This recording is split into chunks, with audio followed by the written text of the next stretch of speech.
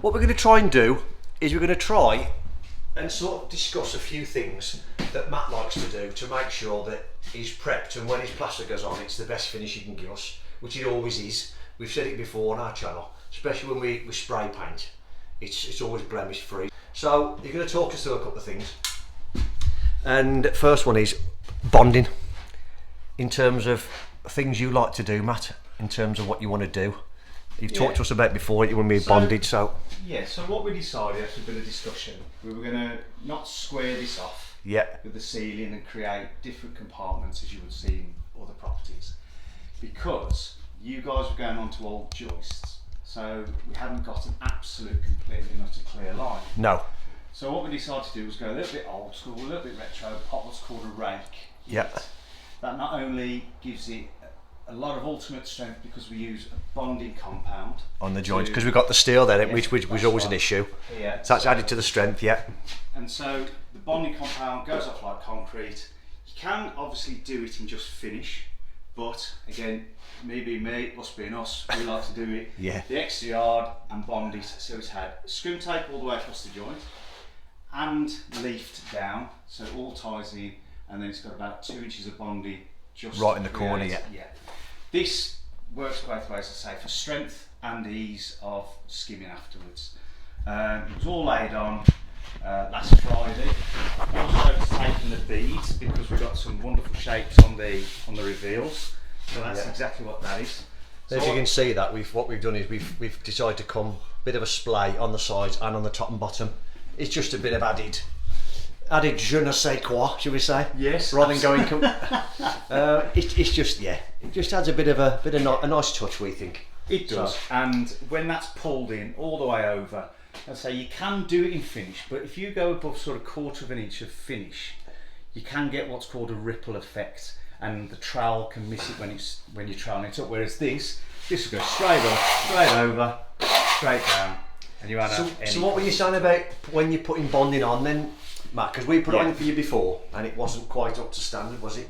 What were you saying about that in terms of polishing it off a little bit because it pulls the moisture out of your plaster or something? Did you say? Yeah. So what it is, if you don't seal it afterwards, what you get is you get the air pockets, and that comes through your skim, and it just takes that added bit of time to trowel them out. You can trowel them out, however, if you get rid of them when you've done the bonding. And so you're saying put the bonding on, and then you're saying trowel it off, bit of spray, trowel it off, almost flat. Yeah, that's it.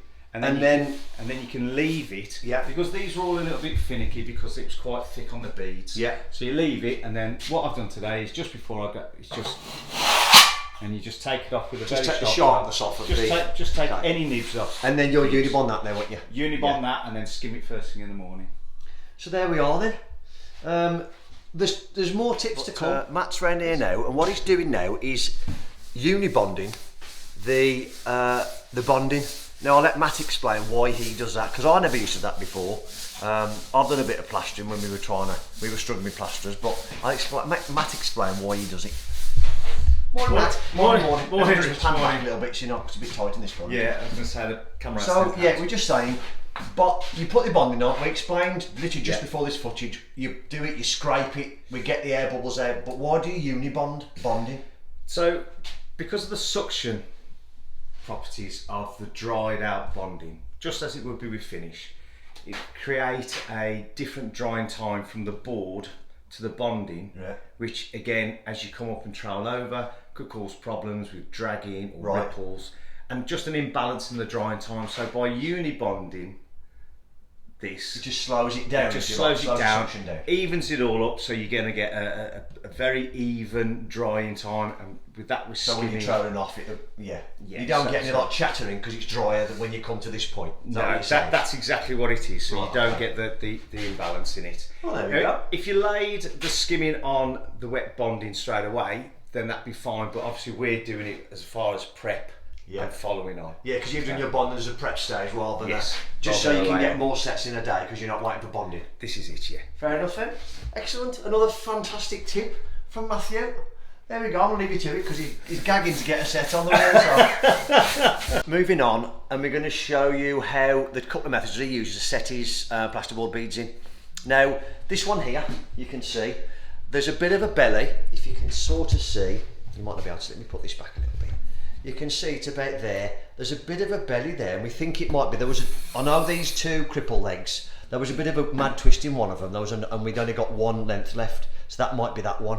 So there's a bit of a belly there, that's one of the methods. However, this one, nice and flat, nice and level, all good to go. So we're just going to go through a couple of methods of how we would set his beading, depending on whether it's level or whether it needs a little bit of tweaking to make it look nice. You should have a fully square idea of the reveal. So you'd hold it up, you've got one cut, so you have to get your measure out, make it again, check the other side, perfect lengths.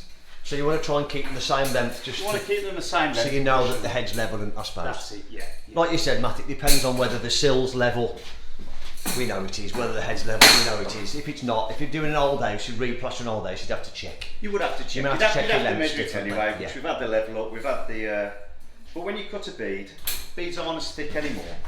But with a good pair of tin snips, you should be able to get right into the So you cut yours at an angle, is that Or, so they'll yeah, be better in the corners? 45, because what you don't want any overlapping of anything, because a mil, Light too bright. Let me knock that down a bit.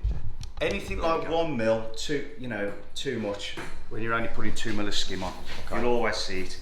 Now when you naturally bend the bead back, there, Snap it off, yeah. to snap it off, you're going to be bending the metal right at the corner, and it's going to chamfer out. So what I generally do, you can either twist it around, but we want the 45 up, take a small pair of pliers and just tweak it in, just with the little, just round it back. And it's same for anything. That's to take that hard corner back in again, Yeah. so it doesn't stick out. And in case there's a metal burr, which you don't want. Which you don't want to catch your trowel. No, because that'll put a nice... So ultimately what, is that so we can match these corners better? Yeah, That's what you're saying, that's isn't it, yeah. So we can match that corner better. If there's a burst kicking out, you'll be able to match your beads very well. That's what you're saying. Yeah, that's it. So that's what you want, because a mill there will show out, and also when you come to trowel it over, you'll see it with a you can line. catch it And as well. yeah, so we'll come back to that one then.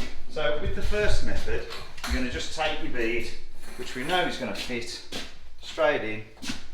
Now what Richie's saying, we want to be levelling it up, because you're framing this window, you're putting the view on show. You'll always see it on a reveal. So you want to be eyeing it up with everything that's straight, everything that's level. So in this sense, what you're looking at, you're looking at the hinges then, Matt, we are, aren't we? Yeah, so we're looking at the hinges all across to the style of the door. style of the door there, and you look across it and you look for anything out, and you can normally pick it up between 1/8 and 1/4. Yeah. And you can lose that. Anything more, then you're going to have to do what we're going to do on that side, which is dab it out. So we look at what we're thinking here is, because we've got two windows behind us, as you know, these two velox. This is where the customer's bed's going to be. What we don't want is them to lie in bed in the morning on the Sunday cup of tea and look, and that bead be lovely and plumb, because it's hard to our wall, but if, say for argument's sake, the door has gone in a bit like that, what we don't want to show is, yes, our bead's lovely and level, but the door hinge there, that gap, and that gap down there, there's a 10 mil difference. So in this instance, what would you do then if you got that problem? So even though it's level, you can't always go to level, can you? no, if you've got to get something out, you can pull it over, maybe 1/8, and that's not going to show too much on an eyesight. So if you look across there, and the bead's all down. Yeah, that's lovely, that one, isn't it? So that one's nice. Yeah. Okay, so we'll just staple that one. I know where I'm working with this one. It's just a normal stapler, straight through.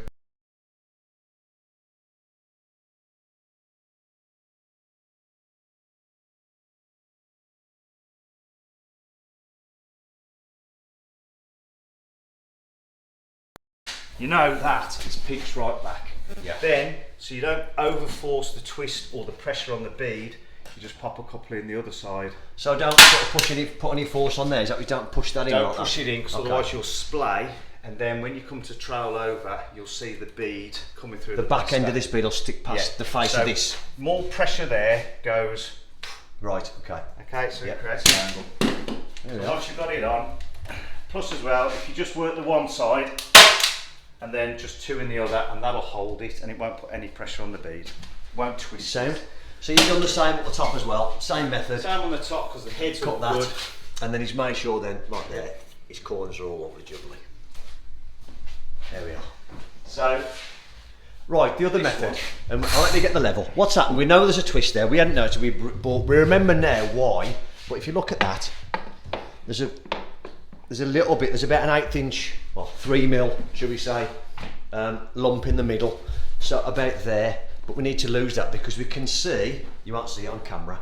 There's about 13 mil there, but there's about 10 at the bottom maybe. So we need to pull that out because you're going to see it when you look at it like that. So this is what we're going to do. The other method. Yeah, the other method. You can use tile adhesive, but I always use skin because it's easy to brush over afterwards. And you've got loads of it here anyway. And you've got loads of it, and you'd like to think I know how to use it. A little bit stiffer, so it doesn't run down, and we just go straight over the edge. And we just want to be just a couple. So this is freshly mixed. This isn't what you got left in a bag of enema mix, is it? No. This is, but not mixed as thin as you normally do. No, this is freshly mixed. Okay. Just for showing the demonstration. However, what I would normally do is have a load knocked up. If you've got a little bit left over and you've cut all your beads and you know what you've got, this is where you utilise it. So the bit you'd have for your second coat normally. And so it doesn't go in the bin. Right. Waste. You don't want waste. Not now. Costs a fortune as well. So we know that we've got to lose a little bit more at the top. So the dab and where the bead's going to go is a little bit thicker at the top. But it's not on this side, it's on this side that we're going to move it over. Hence, why so you put your thickness here because we know we've got to bring the bead this way. Yeah, and if you force it out that way, then it's going to cock out from the top. Right, okay. So it's as simple as that.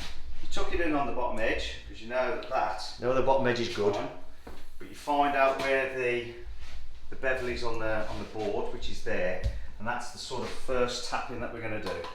So that's as tight as that can go there. And then we just tap it so it grabs, just clean off any of the extras, and this is where you start to eye it up. So now we know. So we'd look. You can't see it behind the camera, but we were looking at this line of sight, and we'd be looking at that level, looking at this line all the way down there. By looking at it from this way, that's what Matt's doing now. And so you can't see it in camera, so it's hard to show you that bit. Yeah. So I know that it's just got to be tapped in a little bit more, and you can pretty much tell how much you're tapping it in by the amount of stuff that squeezes out. So if you've looked there, you need an 1/8. You've tapped it in, and there's about an 1/8 that's come through the bead. Clean it off. You've got a clean line of sight. And again, clean your beads off there. And this is where you can tell whether your bead's twisted or not as well. So you just send it in.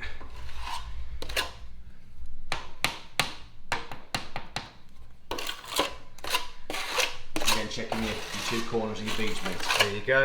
So that gives you a good idea because there's no catching. Does it matter that you've already got compo in? Does it matter you've already got plastering there? No, it doesn't, because once it's set, once it's pulled in a bit and the bead's solid, you just go along and Go and turn it off. Right, okay, right. Take off as much. So once it's excess stuck, yeah, with you, right. And then you take as much excess off, and then you go along with a small corner brush and you just clean it off. Because what you don't want to do is leave all this on for when you put your couple of mil of skim on. Right. Yeah, and you're going up. You've got nothing to fill your bead. No. And it causes a bump in you. Right. Rocky road of Dublin. Lovely. There we go then. As always, any comments or any questions or anything, we'll, and again, let's think what we're commenting, because we're just trying to show how we do it and trying to help people. Like we've always said in our videos, this isn't the be all and end all. This is just how we do it. Matt's been doing it a long time, and I asked Matt this morning if he'd kindly give us some of his time to show us how he does it, because we always get a great finish. So yeah, if you, like I say, got any questions, then ask and we'll answer them. But that's how Matt does it, and we're more than happy with all the work he ever does for us. So lovely. Thank you, Matt, for your time. You're welcome. We'll leave you to it. Okay, so to finish off this hints tips video, what we're going to show you is that Matt likes to use bonding as board adhesive. It'll all come clear in a minute. He just prefers it. He has done for years, and this is what he does. Now, I'll go through the ins and outs in a minute, but this is a consistency Matt likes to mix it at. So what would you call it as? So if you're going to float with it, then you want it a lot. You don't want it standing up off the Yeah, you want it pretty much slopping off the tail. Yeah, you do really. A bit like you finish. Or if you're going to blind all this over and even it out. You want it a bit wetter. And feather it. So you can, okay. Yeah. So the consistency for this. So what we're doing now is, as you know, we've got to bring all this wall down. You just did it on the loft conversion series, and because we wanted to get this sorted, this powder all the way down here, we've had to bring that wall out 30 mil to nothing. to make sure it was all parallel, because we couldn't 100% get this triple beam and that wall parallel. So this is what we're doing it for. So then, what Matt's explained to us is, or want to explain to you guys, is that if you've got to put a spot on. So in other words, the back of your board there is more than 30 mil. This is what Matt does first. He gets a board and he puts it on the wall first as a packer. Yes, so it takes the pressure off any gloopiness or any overbuilding of your spot. Okay. So, but you need to keep it down tight, because this is obviously, you don't want it slumping. That. Okay. I don't know whether you can see this on the camera, but this is quite a glossy paint, and as Rich and Mick found out, that if you pop it on a little bit too thick to start off with, it slides down the wall.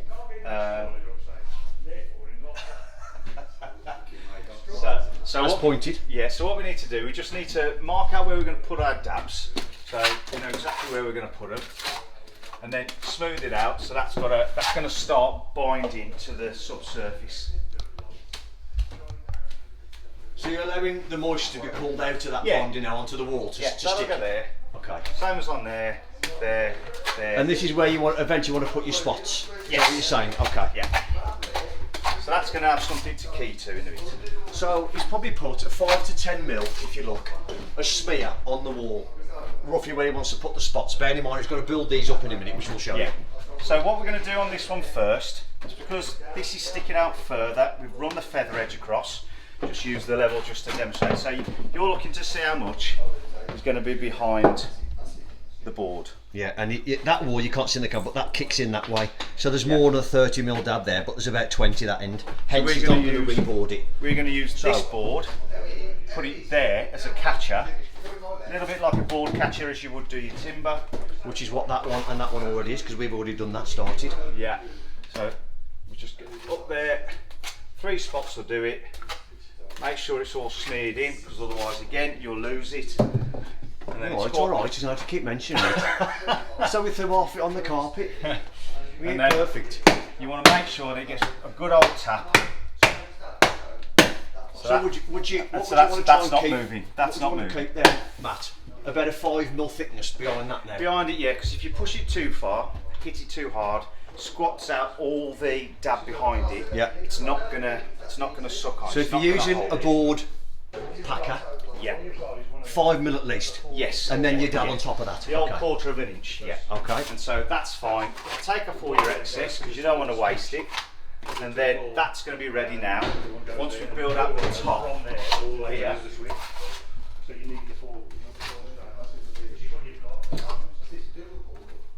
So that's all ready now to have the even dabs all the way down. Okay, so the packers. Lovely. Okay, so what we'll do now is he'll get his dabs on and we'll get this board on. So Matt's pretty much got his all his spots on there now. All he's doing now is, because we've already dabbed this board on, he'll eye this board through now to make sure all of his spots go past the face of that board. So therefore he knows that when he puts his board on, he's going to catch all of his spots with his new board. So I'm not going to film him putting it on, we'll put it on and then all he's going to do is come off this level using our derby and our straight edge, a bit like we do now. We'll knock it in flat, make sure it's all flat and level, keeping an eye on the parallel all the way down on the stair stringer. And then that's that. He'll dab a piece on top of that board over there, which has been double boarded to pull us out. And what we'll have is we'll end up with a bit of a reveal, the same as that one, which is a bit of frame showing.